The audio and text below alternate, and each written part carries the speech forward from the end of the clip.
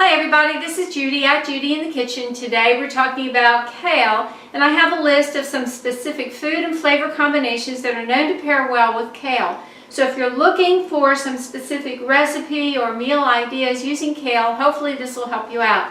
Now this list is quite long, so this is part 2 in this series. If you haven't seen part 1, I have a link to that below in the description box, but hopefully all this will help you out.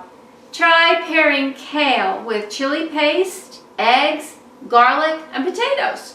How about kale with garlic, hard-boiled eggs, lemon, and Parmesan cheese? Kale with garlic and lemon. Kale with garlic, lemon, and olive oil. Kale with garlic, lemon, olive oil, and pine nuts. Kale with garlic, olive oil, Parmesan cheese, and some red wine vinegar. Kale with garlic, sesame oil, sesame seeds, soy sauce, and vinegar. How about kale with garlic and soy sauce? Or kale with ginger and tahini? How about kale with grapefruit and red onions? Kale with olive oil, olives, pine nuts, and serve that over pasta.